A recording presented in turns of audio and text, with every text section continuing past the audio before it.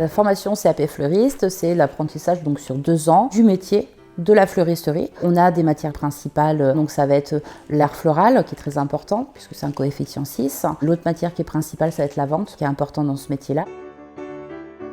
En art floral, on apprend donc toutes les bases et les techniques du métier de fleuriste. On apprend donc à construire une vrille, un faisceau, donc ça c'est l'apprentissage du bouquet-lié. Ça peut être un style décoratif ou style par masse. On apprend en fait toutes les différentes techniques de la composition piquée, des choses voilà, qui sont quand même le b.a.-ba entre guillemets du métier de la fleuristerie. C'est très précis, il faut que ça soit vraiment avec une technique bien prédéfinie et c'est très minutieux, donc il faut que ça soit un travail de finition parfait.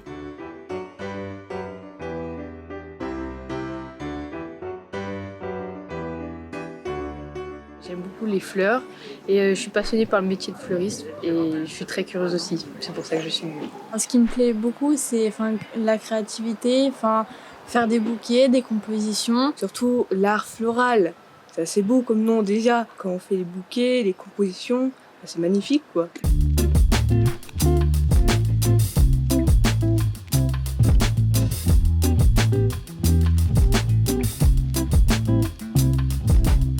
Le CAP fleuriste permet en fait de confectionner des bouquets, mais pas que. On a un aspect vente qui est fort. Les futurs titulaires du CAP fleuriste doivent être en capacité d'assurer la vente de toute production florale, de conseiller la clientèle, mais également de participer à sa fidélisation.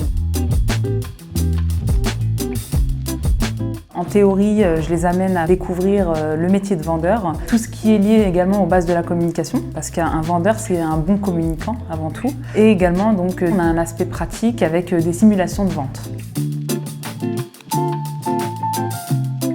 En vente, on étudie les différentes techniques pour approcher le client, savoir son besoin et puis comment l'encaisser par exemple aussi. Ce qui est important aussi avec la vente, c'est que du coup ça aide à apprendre à communiquer avec le client, ça aide à prendre confiance en soi, à vaincre sa timidité et en fait c'est super important en fait comme le cours.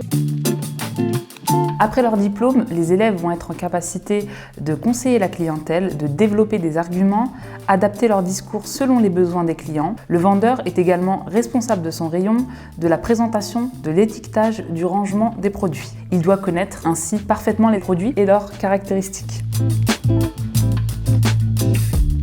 Il y a donc 14 semaines de stage pendant cette formation-là, 7 semaines la première année, 7 semaines la deuxième année. Donc ça leur permet de rentrer dans le monde du travail. C'est l'avantage et de se mettre en situation et de pouvoir exercer ce que nous on leur apprend au lycée. Ça nous permet de voir plusieurs choses, d'être en contact avec les clients et de voir d'autres façons de faire. Ouais, d'autres façons de faire.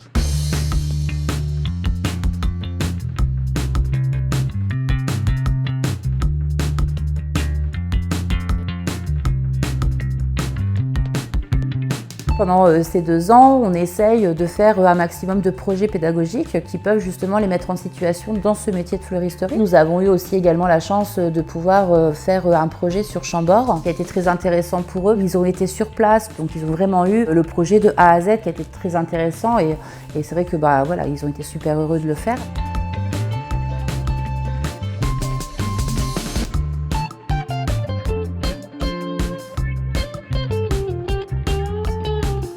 J'ai beaucoup apprécié parce qu'on a plus confiance en nous, on a envie d'aller encore plus loin.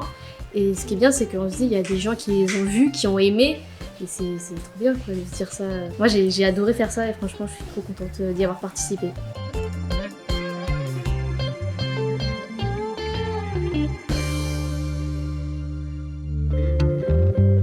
Intégrer notre CAP fleuriste, c'est intégrer une formation pluridisciplinaire, exigeante et complète.